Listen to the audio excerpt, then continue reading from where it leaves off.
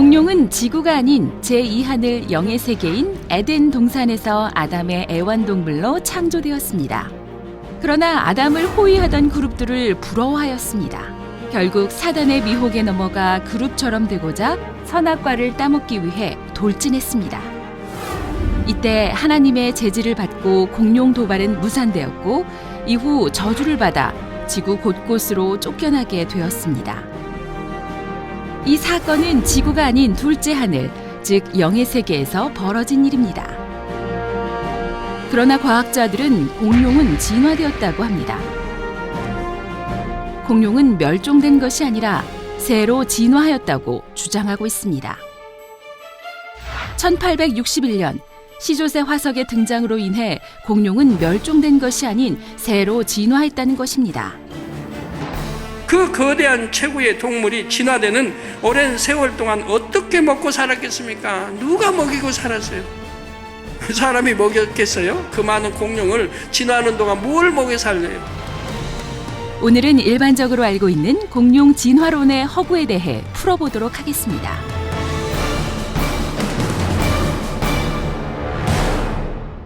공룡 탄생과 도발, 출현까지 마치 영화의 한 장면을 연상케 합니다. 이러한 내용을 지어낼 수 있을까요? 절대 그럴 수 없습니다.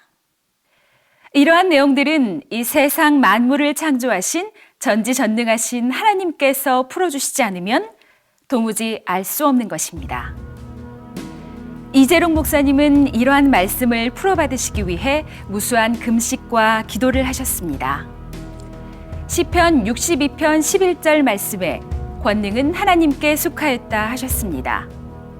이재롱 목사님은 그 따르는 권능으로 성경의 모든 말씀이 참임과 하나님의 살아계심, 예수님만이 우리의 구세주가 되심을 증거하고 있지요.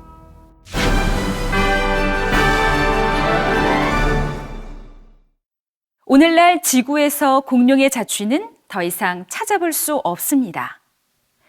아쉽게도 지구상에서 멸종된 동물이기 때문입니다. 하지만 진화론자들은 공룡은 멸종된 것이 아니라 새로 진화하여 살아남았다고 주장하고 있습니다. 이것은 화석에 의존해 세워진 가설들인데요. 우리가 알고 있는 명명된 공룡의 20%만이 골격 화석을 제대로 갖춘 상태이기에 학자들은 공룡 진화의 계통 발생학 연구에 많은 어려움이 있다고 합니다. 진화론에서 말하는 공룡의 진화는 다음과 같습니다. 공룡의 시조는 고생대말 양서류에서 파충류로 갈라져 나온 후 파충류 중에서 석탄기 후기인 약 3억 년 전에 이국류라고 하는 두개골 양쪽에 두 개의 구멍이 발달한 파충류 무리로부터 진화한 것이라고 말합니다.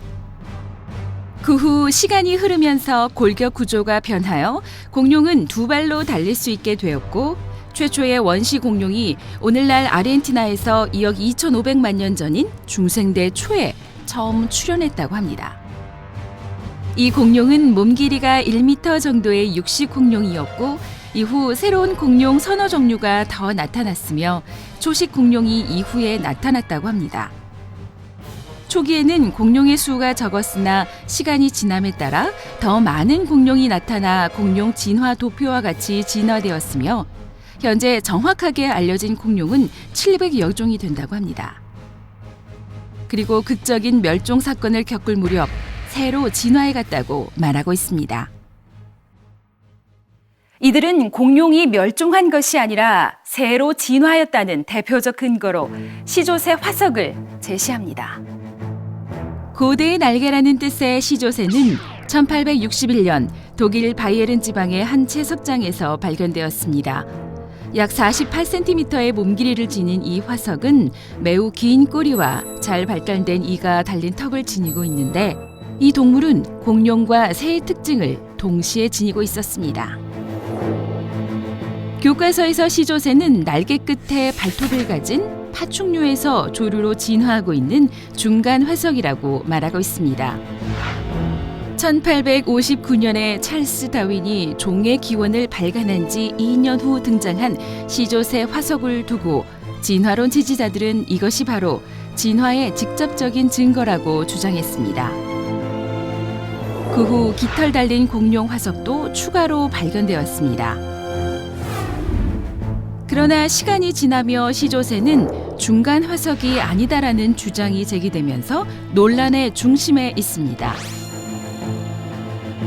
공룡, 시조새, 세로의 진화 가설이 끊임없이 논쟁에 휩싸인 대표적인 의문점은 새의 조상이라고 설명되는 깃털 달린 공룡들의 출현 시기가 오히려 시조새보다 늦다는 것입니다. 이는 손자격인 시조새가 할아버지격인 깃털 공룡보다 오히려 먼저 태어난 셈이 되기 때문입니다. 또한 공룡과 새가 함께 살았던 증거들이 화석으로 발견되고 있습니다. 1977년 미국에서는 시조새의 지층에서 현대 조류의 화석이 발견되었고 2002년 로스앤젤레스의 홍적새 화석 매장지에서도 현대 조류 화석이 발견되었다고 보도하였습니다. 그런가 하면 시조새보다 7,500만 년이나 더 오래된 텍사스주의 트라이아스기 후기 지층에서 2마리의 까마귀 크기의 현대 조류 화석이 발견되기도 하였습니다. 국내에서도 공룡과 새의 발자국이 동시에 찍힌 화석들이 경남 고성군과 전남 해남군 및 제주도 등지에서 발굴되었습니다. 이러한 상황 속에서도 공룡학자들은 새로 진화했다고 주장하지만 조류학자들의 주장은 다릅니다. 공룡학자들의 대부분은 공룡이 조류로 진화했다고 생각하며 실제 연구 논문에서도 거의 기정사실화하고 있습니다. 그러나 세계적으로 저명한 조류학자들 중에는 이것에 동의하지 않는 학자들이 있습니다. 노스캐롤라이나 주립대학의 조류 진화학자인 페두치아 교수는 새가 공룡의 후손이라는 고정관념 때문에 학자들은 공룡에서 나타나는 미발달 깃털 형태를 깃털의 기원이라고 단정하고 있다고 지적하며 새의 조상은 공룡 이전에 이미 존재한 것이다라고 주장했습니다.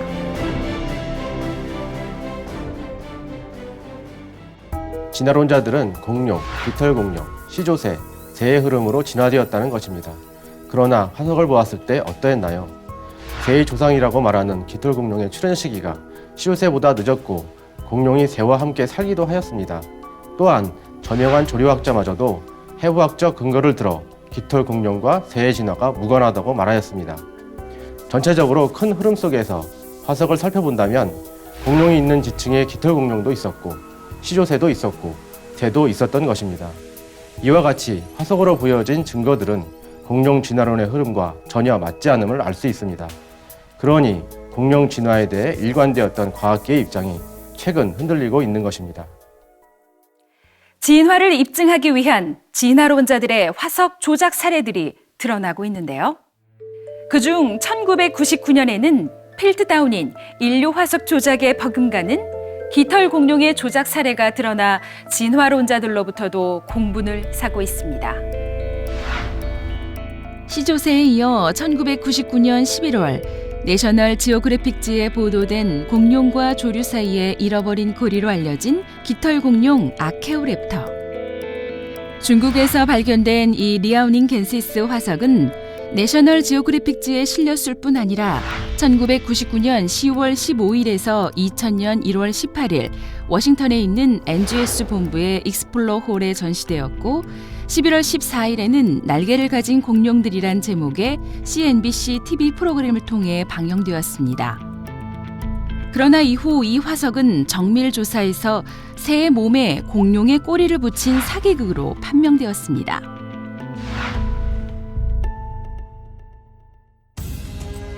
가령 진화론이 옳다면 중생대 엄청난 수의 공룡이 등장하기 위해서는 공룡의 전 단계의 동물들, 진화의 중간 단계 형태를 가진 공룡들이 있어야 하지요. 그 숫자도 온전한 공룡의 수보다 훨씬 더 많아야 합니다. 한 동물이 온전한 동물로 진화되기까지는 여러 단계의 진화 과정을 거쳐야 한다는 게 진화론의 주장이기 때문입니다.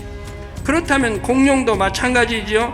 온전한 한 공룡이 나오기까지는 유사하면서도 조금씩 다른 형태의 동물이 더 많아야 합니다. 그러나 현재 알려진 공룡의 대부분이 단 20% 정도만 완전한 골격을 가진 채 이름이 정해졌다는 사실입니다. 다시 말해 대부분의 공룡이 뼈 화석조차 제대로 갖추지 못한 것입니다. 하물며 공룡의 조상으로 보이는 화석들은 더더욱 찾기 힘들다는 사실입니다. 진화론자들은 공룡의 진화 계통을 증명할 수 있는 어떤 증거도 없이 허무한 주장을 하고 있는 것이지요. 공룡이 이 땅의 동물과는 달리 에덴 동산에서 지어졌다는 것을 알 수 있는 것이 있습니다. 바로 공룡의 뼈입니다. 공룡의 뼈 화석을 조사해보면 매우 특이한 점들을 발견하게 됩니다. 공룡 뼈들을 연구한 결과 대부분이 매우 단단한 뼈를 갖고 있다는 것입니다. 공룡 뼈의 미세 구조를 보면 상당수 공룡과 큰 포유류에서 나타나는 하버시안 뼈, 많은 공룡과 빠르게 성장하는 포유류 및 새에서 나타나는 층상뼈, 몇몇 공룡에서는 전형적인 냉혈 동물인 파충류의 뼈에서 나타나는 나이테 모양의 뼈도 보입니다. 또한 이빨을 포함한 대부분의 공룡 뼈대는 매우 단단해서 웬만하면 파괴되지 않는 인산칼슘으로 구성되어 있습니다. 그래서 많은 공룡뼈가 암석층에 그대로 남아 있을 수 있었던 것입니다. 결국 강한 뼈를 가지면서 여러 뼈 구조가 함께 나타나기 때문에 이것만 보아도 특별한 독립종임을 알 수 있습니다. 지구에 창조된 동식물은 모두 에덴 동산에도 있다 했습니다. 그런데 공룡은 오직 에덴 동산에만 있었지요. 이 지구에는 없었습니다. 하나님께서 지구의 동식물을 창조하실 때에 지구의 흙과 물을 원료로 삼으셨습니다. 하나님께서 말씀을 소리로 발하시면 설계도대로 창조가 되었지요. 그런데 공룡을 만드신 원료는 지구가 아닌 에덴 동산의 흙입니다. 에덴 동산은 영과 육의 중간 차원이며 지구처럼 흙과 물이 있지요. 따라서 에덴 동산의 흙으로 창조된 공룡도 살과 뼈를 가진 동물이었습니다. 단 둘째 하늘에 속한 원료로 창조됐기에 지구의 동물들과는 성분이 달랐지요. 공룡 탄생과 진화가 과학으로 설명해도 맞지 않음을 설명했습니다. 억지로 끼워 맞춘다 해도 맞출 수 없는 것입니다.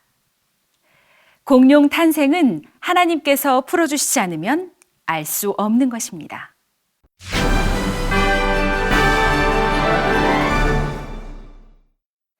전편에서 잠시 공룡 생존 기간에 대한 설명을 했었는데요. 정리해보면 과학자들은 공룡 생존 기간을 1억 6천만 년이라는 긴 시간 동안 살았다고 했습니다. 그러나 긴 시간 살 수 없음을 설명했습니다. 짧은 생존 기간을 유추해 볼 수 있는 화석들이 발견되어 소개하겠습니다. 세계적으로 발견된 공룡 화석들은 특정 지역에서 무더기로 발견되었는데 캐나다 엘버타주에서는 새끼부터 다 큰 공룡까지 다양한 크기를 보이는 300마리의 단일종 공룡 화석이 산출되었습니다. 또한 미국 몬태나주 공룡 알산 지역에서도 엄청난 양의 공룡 화석이 발견됐습니다. 어떤 종류의 공룡 화석은 2km 이내에서 약 1만 개나 발견되기도 하였습니다. 만일 공룡이 원래부터 이 땅에 살았던 동물이라면 이렇게 모여서 살았을 리가 없습니다. 호랑이나 사자 같은 동물들도 한데 모여 살지 않지요. 모여 살면 먹이 경쟁이 치열해지기 때문입니다. 우리가 이것을 쉽게 이해할 수 있도록 호랑이 개체수와 서식 면적으로 계산해 보겠습니다. 현재 지구상에 살고 있는 호랑이의 개체수와 서식 면적을 계산해 보면 서울 면적의 3분의 2인 422제곱킬로미터에 4마리가 산다는 결론이 나옵니다. 체중이 약 200kg인 호랑이 한 마리가 살기 위해서는 하루에 최소한 10kg의 먹이를 먹어야 하고 그만한 먹이를 구하려면 105제곱킬로미터의 서식지를 확보해야 합니다. 이것을 기준으로 공룡이 살아가는 데 필요한 먹이 양과 서식 면적을 계산해 보면 체중이 호랑이의 100배인 20톤 공룡이 있다면 하루에 최소한 체중의 5%에 해당하는 1톤의 먹이를 얻어야 살 수 있습니다. 서식지도 호랑이 한 마리 영역의 100배인 15,500제곱킬로미터가 필요합니다. 이것은 남한 면적에서는 20톤 공룡이 겨우 9마리만 살 수 있다는 계산이 나옵니다. 체중이 80톤으로 추정되는 브라키오사우루스는 남한에서 겨우 2마리밖에 살 수 없습니다. 이것만 보아도 공룡이 지구에서 오래 살기 어렵다는 것과 원래 지구에 있었던 동물이 아니라 지구에 갑자기 나타나서 잠깐 살다가 사라진 동물임을 알 수 있습니다.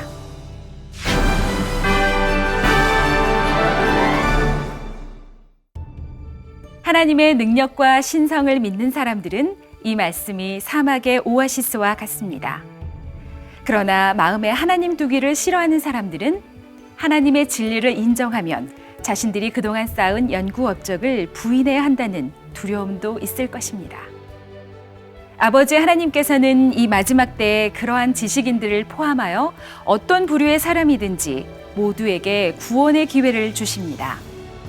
바로 폭발적인 권능의 역사를 나타내는 하나님의 종을 통하여 살아계신 하나님, 창조주 하나님을 인정할 수밖에 없는 증거들을 보여주고 계십니다.